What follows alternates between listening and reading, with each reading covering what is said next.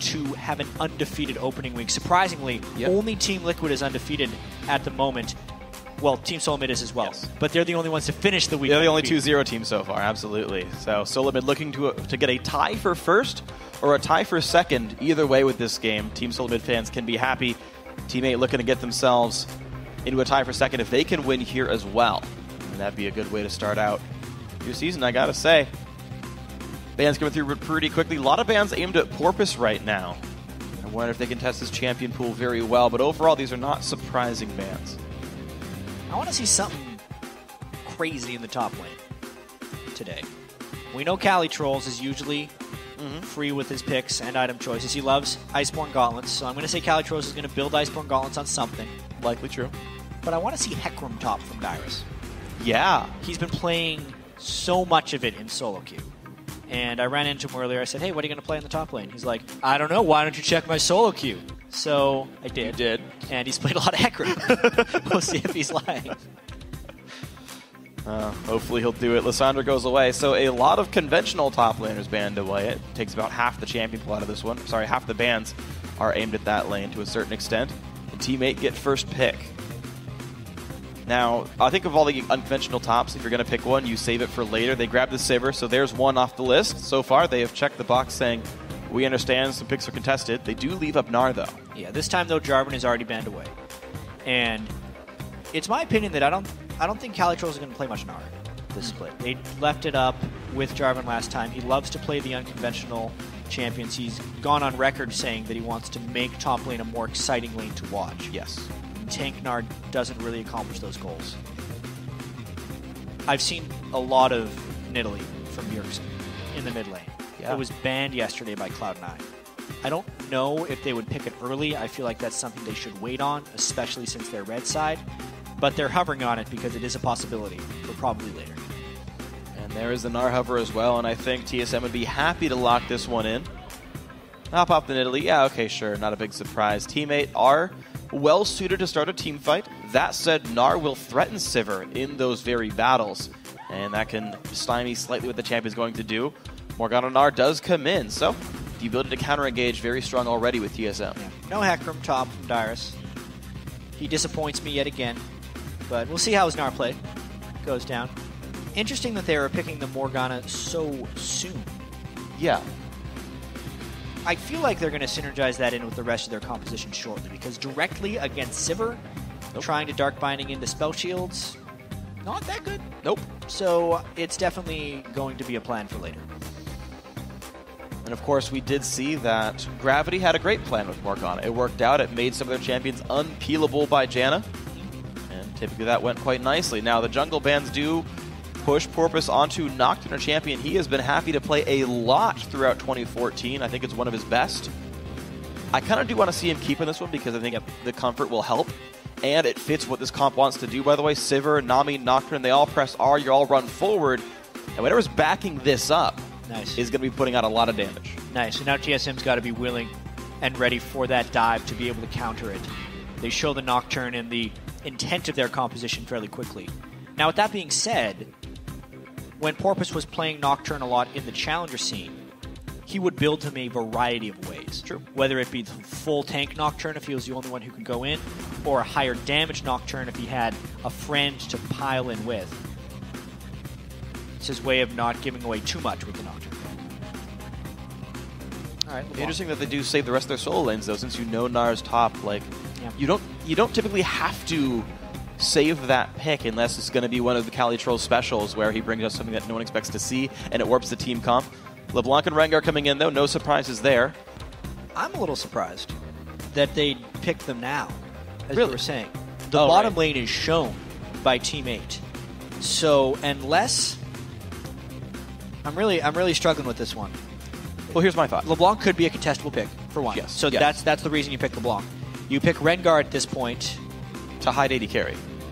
And the reason I think this is because, so TSM last game played Jinx. Jinx is the champion that's susceptible to getting dived, right? They grabbed early Morgana because Janna's gone. It's the only other, I guess that and Thresh. They're really big peel supports. Yep. TSM seems very happy to build themselves around Wild Turtle. He was carrying them on Tristana in the playoffs. His Jinx has been good so far as of yesterday. If they keep playing hyper carry ADs, they want to make sure the lane matchup's okay, though, or the the mid laners and top laners that might be threatening him aren't going to be too scary, maybe that's the way you go about it. Yeah, well, now they get the whole picture from Teammate. It's nothing surprising, actually. They got a bit of a ball delivery system, Nocturne plus Ori, a lot of move speed, a heavy amount of dive. I'm wondering where the synergy of Team Solomid's composition is going to be coming in here. Because at the moment it's a couple Assassins, a Morgana, Gnar in the top lane.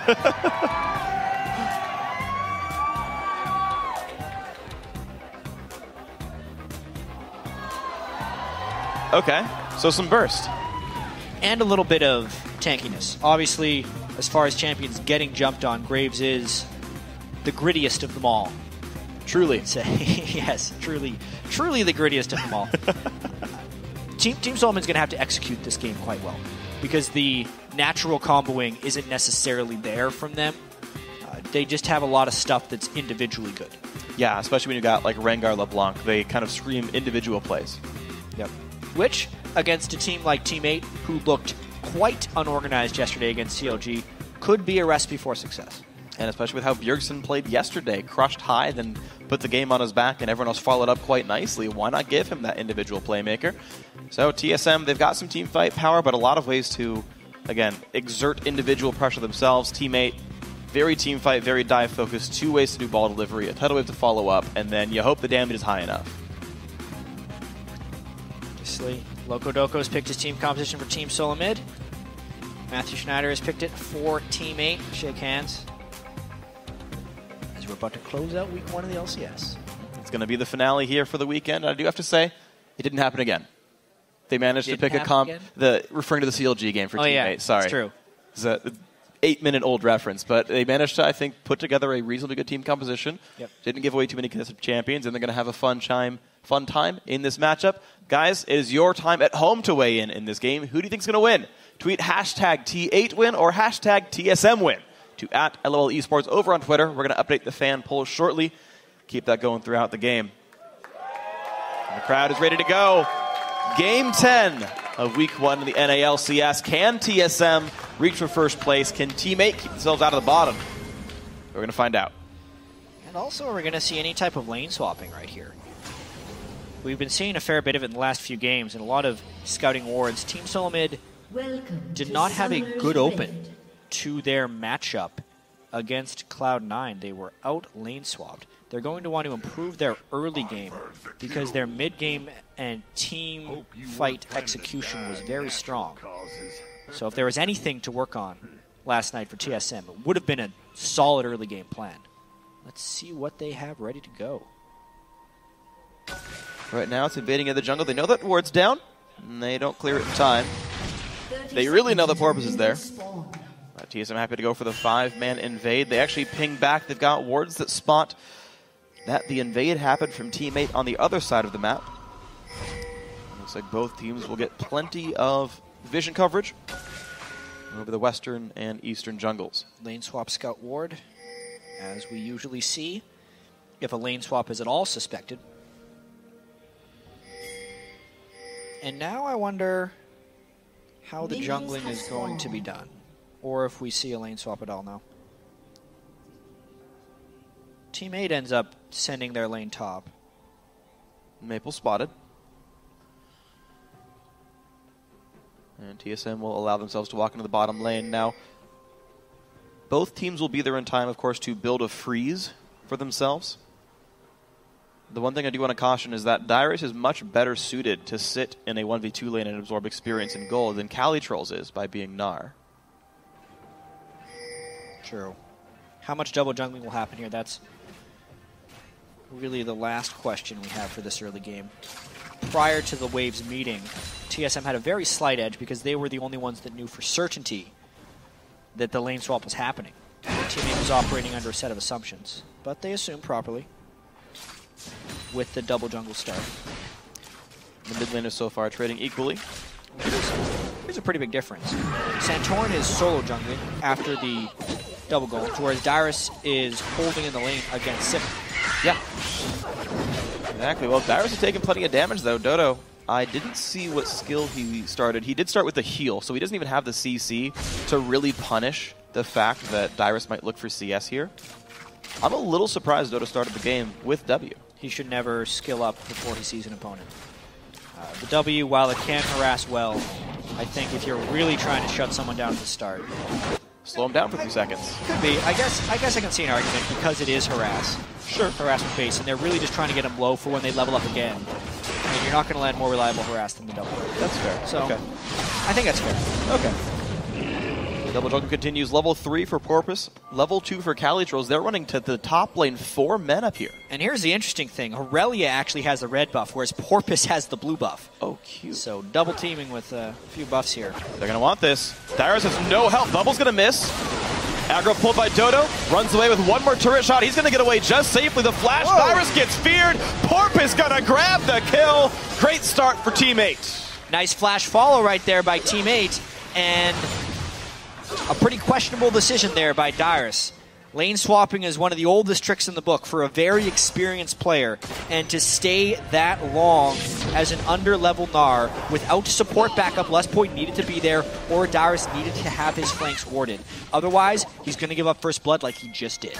And he boldly teleported back into the lane. I've seen games where you TP back in and die right away, and the team stays for you. Thankfully for Dyrus, not the case.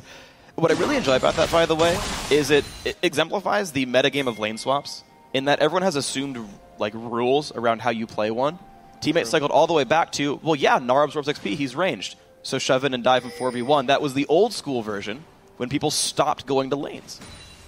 Absolutely. Speaking of lanes, Cyclone coming gank. Did he land the root? Yes, he does. Lucy locked in place, gets slowed down. A little bit of damage for his flash. Could even talk about that lane swapping meta a little bit more. While, yes, it's smart to have the wards up there, a lot of teams have been able to get away without it because so much of the default is just both sides freezing and not even attempting dives, and support's actually going and roaming and trying to gank mid, and junglers trying to gank mid, not necessarily about trying to gank the solo lane dude because he's probably not even under the turret anyway. But the instant Dyrus tried to counterplay that a little bit by saying, okay, if you're only going to have an AD carry here, I will lane against him as Gnar, which I think was the initial plan when he decided not to continue with the double jungle, because the expectation that Team 8 was going to roam with Nami, and I know we're getting really nuanced right now, but that's what lane swaps are. Yeah. They're one of the most nuanced and complicated things about League of Legends. And it was just an outplay by Team 8 at the end of the day. Absolutely. It's a guessing game where you're playing 30 seconds in the future because walking to the lane takes so long. You're like, okay, if they are going to stay here, I need to walk now. Oh, shoot. No, they stayed on the side of the jungle. Yeah. And it all, came crashing down. For reference, Cloud9 did that both their games today. They TP'd in the lane right off the bat, and they got XP for it without getting punished. So, good play by Team 8. Played on the game nicely, and they sit, actually, by the way, equal gold because TSM are laning so darn well otherwise. Where's the advantages actually? You can see only 4 CS advantage to Dyrus, 7 CS for Turtle. And obviously it is a 300 gold lead, so not exactly even gold. Yeah, sorry. The 300 gold was gained just variously through the laning phases, spread across the various team members. A little bit here, a little bit there. The dive, of course, does cost you some CS. And now we'll see as the game kind of equals back out. We have normal lane matchups, Calitros versus Dyrus top lane. Dyrus is without summoner spells, though, so if he has not warded well, there's another gank potential. Ooh, with phase check, though, for Dodo. Heals himself, but gets bursted quite nicely by Graves. You could see there was an instance of an AD carry having his supports back. The instant that Dodo got Dark Binding, I would have seen many less experienced lanes just go, oh crap, we phase checked that push, and Graves is here, run away. But Maple Street immediately looked to aggress Wild Turtle. Even though it was a lost trade in the moment, it prevented anything bad from happening, and they could sustain up afterwards on Nami. They end up having a bit of an edge. Wow, Bjergsen took a turret shot for that harass, though, actually. Over-aggressive by him as well. And yeah, exactly. Smart by Maple. Dodo can heal himself and has got potions. It's not like he really is that much worse for the wear anymore. Bjergsen tries again. Slightly late shield from Slushy. Keep the trade going. Maple. Wow, great heals. They're just pushing in on Wild Turtle. Nice black shield. These guys trading a lot of damage. And an unintended consequence of the dive from Team 8 is that Maple Street back without enough gold to necessarily pick up a big damage item. True. So he's actually laning with double Doran's Blade, whereas Wild Turtle had the freedom to choose his own back timing and picked up a pickaxe. Gives him an advantage of, when you look at the total AD, it's 91 on Sivir and 116 on Graves. Ouch. Pretty big. Yeah. A level disparity as well. Ulti is unlocked here for Wild Turtle. Lesboy had, of course, recalled a while back to try to support the top lane for a little bit, giving solo XP to Wild Turtle. That ultimate is going to be a scare for teammate. Second round of jungle buffs come up, though, and these are going to be uncontested. So far, nothing really being aggressed upon anymore in this game.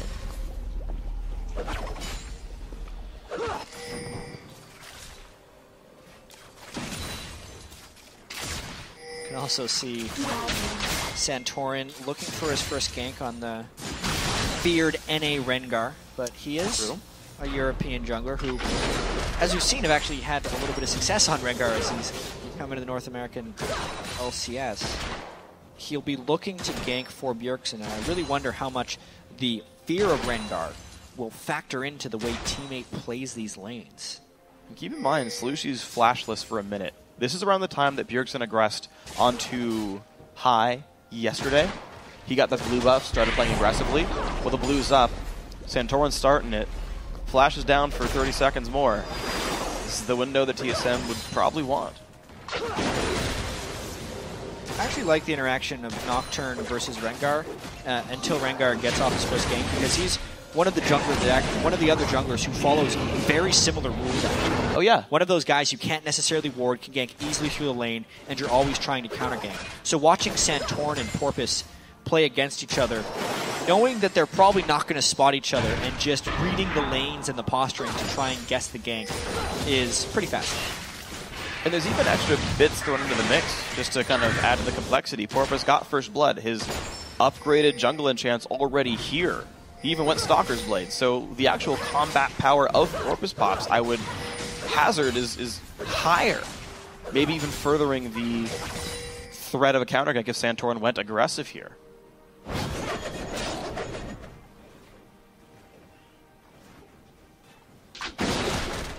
Teammate hold the game at 200 to 300 gold, so the lanes haven't further snowballed away. Calitrolls looks aggressive onto Dyrus. There's no junglers anywhere near. Cali happy to do plenty of damage, though. And the re-engage, Dyrus wanted to turn in with Hyper, but Calitroll says, my ultimate's good. Check yourself, misses the boomerang. And that is a very well-won trade. And we've seen a lot of Aurelia versus Gnar this weekend. It does seem like Aurelia can usually put a little bit of dominance in the laning phase. Just when the team fights happen is when Aurelia may have a little bit more issues. Flash burned again. Not a good sinking there between the two. If Bjergsen was going to be all-inning, you would want Santorin to arrive with the root as Bjergsen flies in. But I think that was an instance where Bjergsen saw the opportunity and Santorin tried to react to it, and it just looked a little sloppy. Yeah, just slightly missed. And of course, Slushy did see the exclamation point over his head. He didn't have a new quest. He just got told that Rengar was in fact in the vicinity. That is a down ultimate for a few minutes here. Giving a bit of breathing room to Porpoise Pops. TSM is going to all-in shortly because they are waiting for it. There's the attempt, the flash ulti, and they find Dodo. Maple Street breaks the bond, pops the ulti, no stuns at all. Here comes Bjergsen, but where's Nocturne going to come from? The ulti hits almost nothing. Out goes Bjergsen. No counter gank available, though. Yeah, they spell Calitrolls. Hold on. Well there. Under the turret. I thought he might have died there. Oh, there's a dive! There is Porpoise Pops. He catches the fear, but can he cut it out? Well out of the turret's doing so much damage. Porpoise goes down, gives up some gold back to Dyrus. Tough break right there. You could tell he was ganking there so aggressively. Oh, shocker by Slushy. Who made nothing. He was ganking so aggressively in that top lane because he knew the Rengar ultimate was on cooldown, so the counter gank threat was much lower. But it ended up being so aggressive that he dies to the turret. Still is worth it, of course, with the assist gold and whatnot, so I can't fault Porpoise for the plays, but Dyrus is the only guy getting picked on. It does put Calitrolls ahead here. It's a 1-0-1 Aurelia. It's a pretty good place to be, I have to say, especially considering this is supposed to be this counter matchup. He's winning in the 1v1 as well. TSM might need to skirt around the fact that Calitrolls can leverage a top lane lead.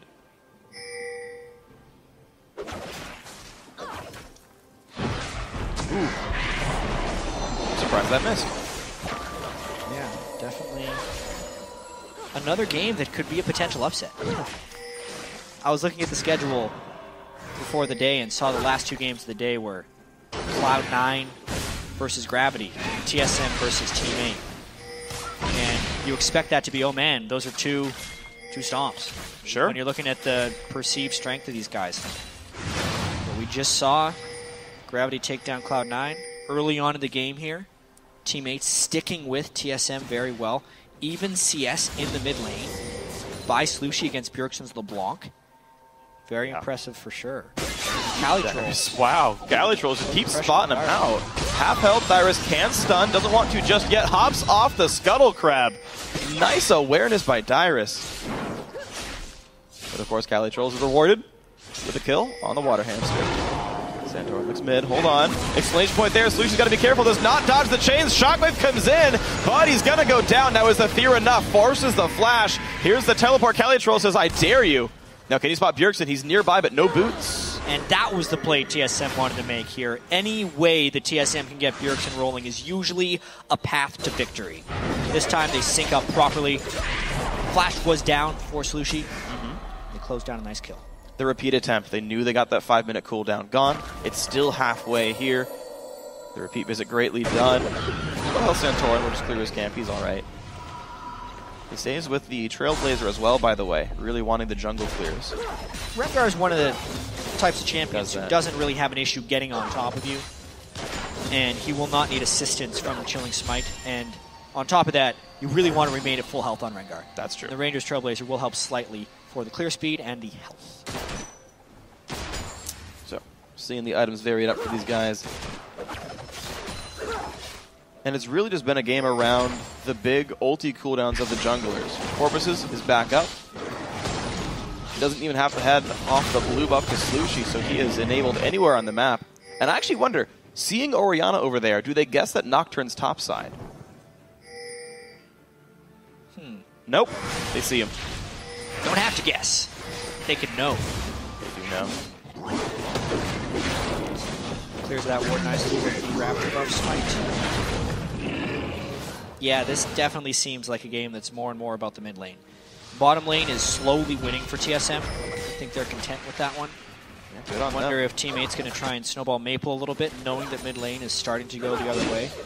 They've already gotten Calitrolls ahead, so really at this point it's about Teammate trying to get a second winning lane. If they can get bottom lane, maybe it puts them in position to win. Yeah, they've got one each basically. And you're right, the bot lane's just that slight bit ahead for TSM, but not enough to really tilt in the favor too hard. Santorin ulti is right about back. He's level 10. He's got full ferocity. I wonder who he wants to gank. Corpus Pops. Nope. No, hold on, let me try again. Slushi. Yay. Yes! I knew it. I think Slushi knows it too. That's why he's playing so far back. He's got his flashback at least. There's the ulti. They're expecting him to come up even close to the minion wave, and they can go for it. Wow. Uh-oh. Bjergsen. Ooh. That's a flash on cooldown, basically. Immediately after it came back up, Bjergsen looks to grab it one more time. Calitrolls, though, good. Forces the flash off the shockwave. Calitrolls still going, though. Forces the passive, but he's in turret range. He's got to be careful. Bjergsen gets the kill. Lust Boy's one hit away from dead, but Nocturne couldn't click on him. And some over-aggression there by Calitrolls turns a good idea into a bad result. Trying to punish Bjergsen after their aggression was a good move. Now they're trying to push mid lane after already losing Calitrolls. Uh-oh, Dyrus, though, taking a bunch of damage. He's got no magic resist, so Slushi putting on the thread. Wow, the damage output. Bjergsen doing nicely. Jumps on in there. Sibralty forced the Graves kill. Nice by Wild Turtle. Wow, Dyrus, jeez. TSM limping out of each of these fights with kills. Teammate needed to abandon that when they lost Calitrolls. TSM stuck around, knowing they had the numbers advantage. Bjergsen could find the flank, and eventually Wild Turtle showed up for that execution shot on Graves. And now this mid game is going better and better for TSM. Sivr's corpse now disappears. Maple can head his way back to bot lane. Respawn. Yes. This didn't really disappear. Well, the corpse went away. It's the same person. Just revived. Teleport back. Yeah, it's true. I mean, no one really dies on the ref, truthfully. If I have my lore correctly understood. Yeah, I mean, this was Teammate sticking around for too long. Corpus Bob's way under the turret. not even the one that ends up falling, though, because Wild Turtle was able to flash in at the last second. Really smart play there by Turtle to use both of his abilities, even though it looked like one would kill. Because Maple was actually holding onto his heal in the case that someone popped out. Ends up getting the Summer Spell as well as the kill. Yeah, unfortunate for Maple, he had flash up, didn't think he needed to use it. Had the ability to get away. Dodo actually burned his exhaust, and that didn't even do it either. So, unfortunate loss of Summoners, but TSM are doing well to control this game. They even lost mid-turret, but they hold a gold lead all the same. No Dragons, by the way. You asked about this last game. What happens when teams both don't really care about taking Dragon? This does. Also a chance the TSM doesn't have the best Dragon control, but they don't have the champions for it. Oh, the Black Shield ended! Wild Turtle goes down! Well played, Team 8. They've got themselves back in. Yeah, they're trying to trade a little bit of pressure. Santorum Bjergsen. Doesn't duke away the right spells. Corvus Pops is rooted. This is gonna be a kill for TSM, is it? It is. Well, he feared Santorin into the turret, so now he's in trouble. The tidal wave from downtown. Wow, teammate rotating well. Bjergsen, they've got to know. Pulls a Gamsu, stops the ports. Calitrolls gets a shutdown. And he's going for more damage, by the way. Longsword on Aurelia after the Trinity Force is done. Calitrolls will not stop building damage. Not yet. Could be a Hex Drinker on the way. I feel like that's going to be the eventual home of that Longsword. And we definitely have ourselves a game here, Freak. Looks like Dragon 1 is going to head the way of Team 8. And it is a classic team solo mid game. Bjergsen ahead in the mid lane, 3-1-1. The question will be, can he carry yet again? Versus the teamwork now of Team 8, who is going to try and pull together here. They've done a really good job, Team 8, of rotating fairly defensively. The times they force the issue, I think it's a bit hit and miss, but TSM once in a while overextend themselves. And Team 8 allowed themselves back in. Outer turrets traded on opposite sides of the map, and Team 8 hold once again the tiniest of gold leads. Calitrol spots Santorin. They've got the slow flashes in, gets another slow. Santorin's got nowhere to go. Great shockwave, and another kill. The forces happen.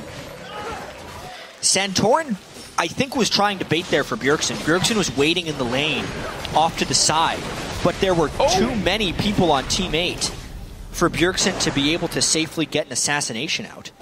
And they just pick up another kill, as well as secure the blue buff. Yep, Maple got it just a quarter second before the Graves ulti stole it away. Nice try by Wild Turtle, level 11 Graves. He has an Infinity Edge for himself. Maple still has not been able to buy that, just now gets it. But 500 gold difference on those 80 carries. Thanks to those last couple of team fights, he got a couple of assists on himself, and Maple caught up in gold. But he was down 40 minions and a couple of kills early on, but mid-game has gone teammates' way. And they have the easy to execute 5v5 comp too. Keep in mind, like, you get out of the laning phase, teammate presses R and walks forward. Pretty much going to work pretty well. You got to be a little careful not to overcommit into a Morgana ult. True. And also when they run forward at full speed, it makes it easier for Bjergsen to sneak in behind them. I mean, we were mentioning during Champion Select, the Team Solo Mid may have some issues finding the right synergies for this team comp. Because, yes, Santorin and Bjergsen can be some nice assassins. They have Gnar for the team fights, potentially Wild Turtle for some team fights. But there's no Wombo coming going down here. There's no incredibly strong split pusher. They need Bjergsen to carry this one, and you can see it in his item build as well, already with that elixir. But he's not here for this mid lane dive. There's a flank from Dyrus, though. Teammate might be in trouble. It's going to be pretty tricky. Calitrol's forced to run away. The stun's going to land for Morgana. Now can they zone everyone else back? Santorin is low. Maple Street helps that one. Dodo, though, getting exploded in the back lines. Nice job of the support, as well as Bjergsen joining the fray. And now they go back in towards Dyrus. He's going to flash away from the fear. Calitrol's bound up. The shockwave for 2! Beautiful by Slushy. Wow, so they get collapsed on by the flank, but still come out on top temporarily. Bjergsen trying to make it into the fight. Ooh, Calitrol's one him from dead. Got him! Bjergsen, nice, and the bind as well onto Maple. He's going to stay alive. Nobody saw the end of that fight. Bjergsen played it perfectly with the kill onto Aurelia. But really, very, very close game. After that one, Bjergsen comes out with even more gold. But Team 8 comes out with the win, honestly. They get 2 kills as well as the turret. And they kind of tested the waters there. What happens if we run headlong into the turret and get flanked? Sure. By Gnar and LeBlanc. right here. I mean, Calitrolls commits so hard, but actually avoids taking turret shots, if you can believe it. Just the work he did by himself, taking 3 people near half health, was impressive. But really, the story of this fight was on the backside. Dyrus and Bjergsen flying in, and just the collapse that could potentially happen afterwards. Everyone thinking they were in safety until Slushi lands this awesome shockwave. He left the Orianna ball just tucked behind the wall, so it was but a short move to get in range for that shockwave and catch TSM off guard. I gotta say, one thing that is strong about Teammate, and especially champions like Aurelia, whom I really like in team comps right now, is that they are able to pivot really well. We talk about pivoting during champion select and editing your team comp, but pivoting during team fights, when you have these hypermobile assassins, champions that can actually do things when the first wave of cooldowns go down.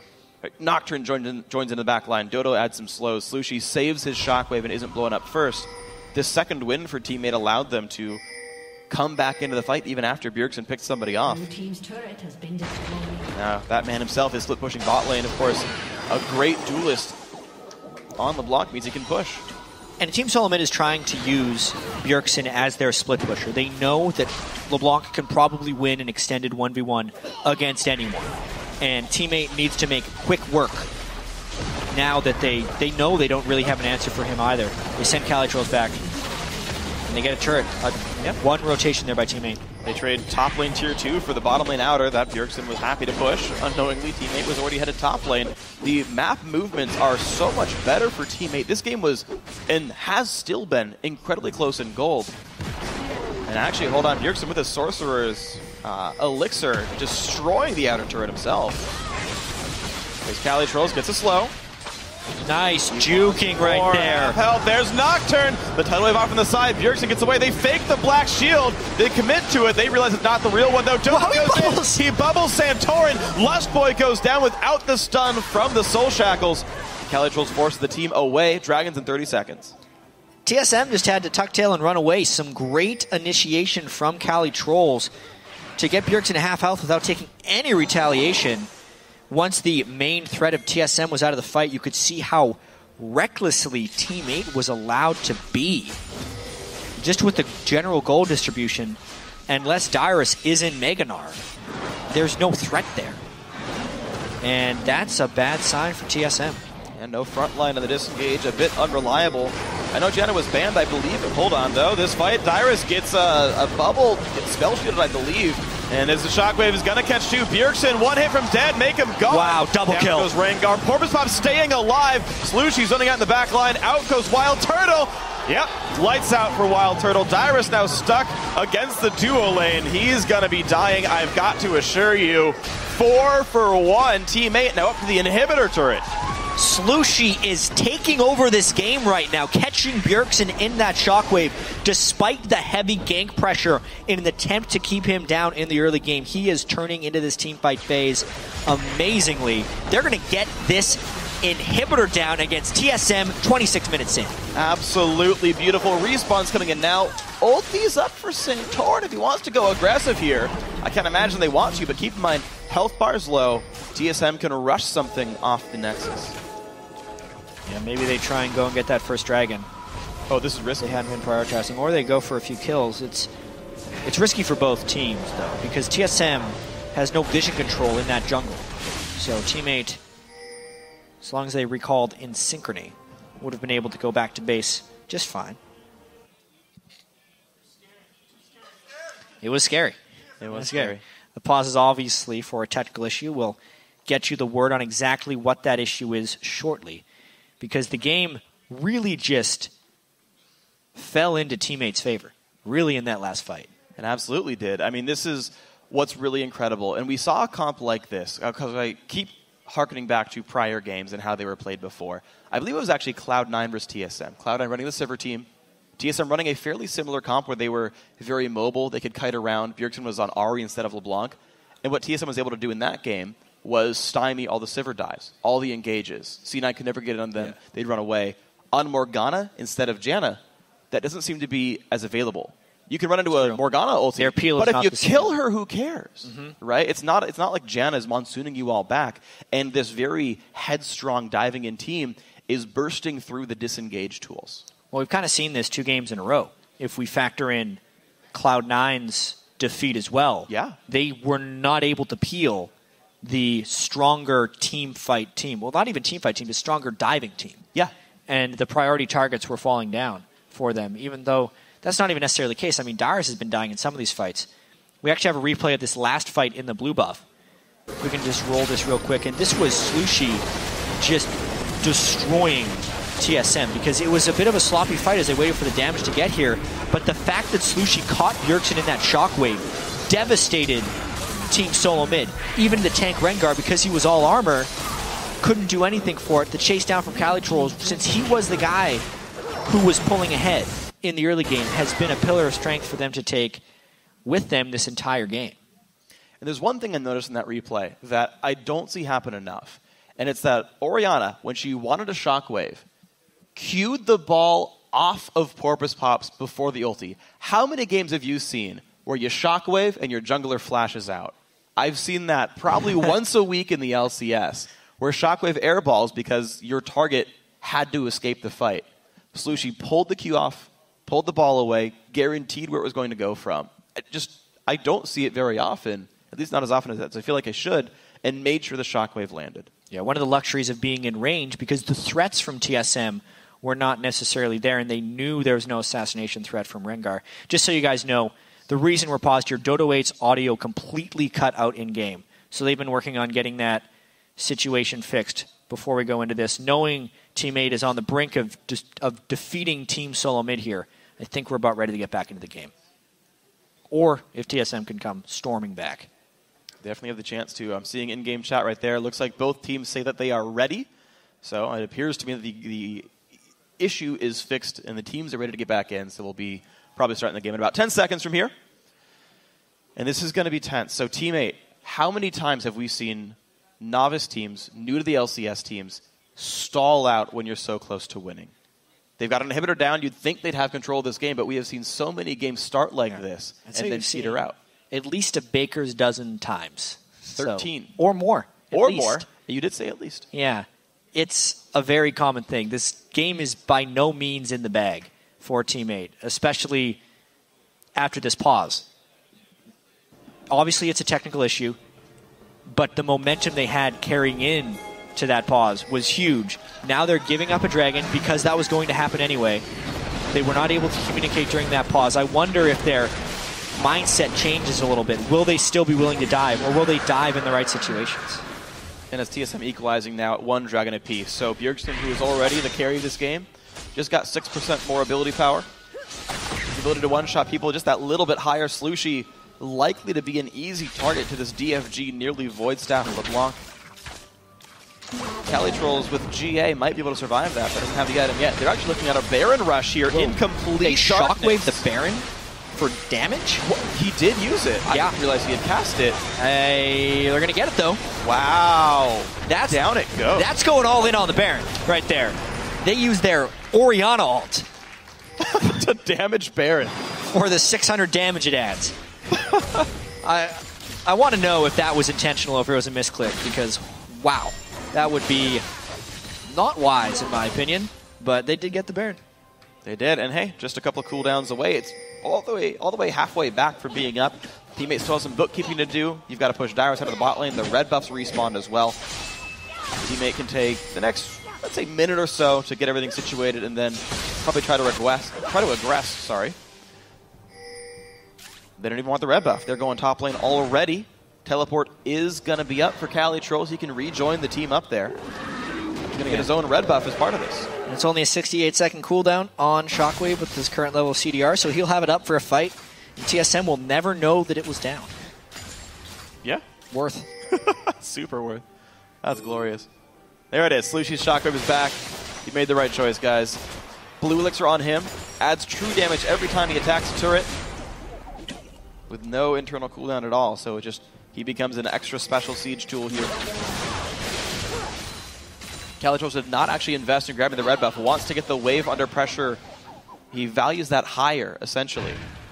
We're just setting up the split push pressure, which was actually the expected play with the Baron buff. Even though TSM was supposed to fight a team with Baron buff to get rid of it, they need to go in 5v4, but they're just not at the moment because they don't have the tools. Darius is not in a position to flank. The Rage Bar's building up, though. Bottom lane's going to be going down, but Darius is about to hit Mega Gnar. If they want to defend this inhibitor, the time is rapidly approaching. Darius managing his Rage best he can, but he's holding the mid lane wave, so he's going to pop that Mega Gnar. The pass is going to go. Yeah, he's already Mega. Yep, so nothing to he's trying to base gate, but there's a ward right outside of it. And they have no answer for the other side of the split push. This is what teams expected to happen with this empowered Baron buff. Wow. If you're split pushing and you do not get engaged on 4v5, it is just nearly unstoppable. And that is 2 turrets in a row picked up just by Calitrolls himself. Another one top lane picked up by the rest of Teammate. The inhibitor now down below half as well, and Teammate are still too afraid to fight, but Slushie has got to be afraid for his life. Half health now. It doesn't even look like Darius can stop Calitrolls from taking that other inhibitor. This could be 3 inhibitors down. 1 hit to Calitrolls gets his, top side goes as well. Away. 3 inhibs down, 30 minutes into the game. Team 8, who would have thought, but they are poised to beat Team Solomid in the last game of the week if they can make this push last a little bit longer. Baron buff's got 15 seconds left. He's TPing just to keep the minion alive a little bit longer. This turret could take plenty of damage. Dyrus goes in. The tidal wave as well. This fight has started, but Dyrus is 1 hit away. Down he goes. 1 for 0. In towards Lustboy. The Soul Shackles, the Binding are there. They dodge the bubble, but turret number 1 is down. It is still a 5v4. Baron buff is gone, but does Teammate care? They catch Bjergsen, and Bjergsen dies. Out goes Teammate one more time. Maple Street dies to the turret, though. Bit of a mistake, but the second Nexus turret will also fall. 4 versus 3. The re-engage. Wild Turtle dies. 2 members left of TSM. The Nexus is falling. Would you believe it? Team 8 take down Team Solomid. In a completely unexpected result. There's only one undefeated team after 2 games apiece in the LCS. Team 8, after falling yesterday to CLG in what they called a very poor pick ban phase, recovers here. Takes down Team Solomid in 31 minutes. 8 teams in the North American LCS are 1-1. Yeah. A gigantic 2-way tie, or tie for second, I should say. Team 8 making themselves one of these teams tied for second. Welcome to North American LCS, guys. Everyone can beat everyone else. You may have favorites. Yeah, Teammate mentioned how they, before the game, how they think teamwork is one of their greatest strengths. They showed exemplary teamwork this game. Slushie in particular, just surviving the onslaught from Bjergsen and Santorin. LeBlanc and Rengar trying to gank that mid lane time and time again. But Calitrolls was able to use his early lane advantage from the dive over Dyrus, impact the map in the right way. Slushie could get a few shockwaves going. Then, because he was fed on Orianna, could neutralize